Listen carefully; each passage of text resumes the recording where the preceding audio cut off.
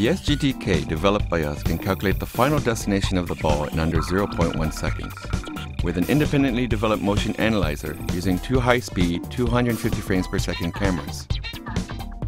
Within 0.1 seconds, it then tilts with its ultra-high-speed motor and shoots a ball out using Gadget Inc.'s powerful spring system. It is able to process and react to balls shot at 160 km per hour.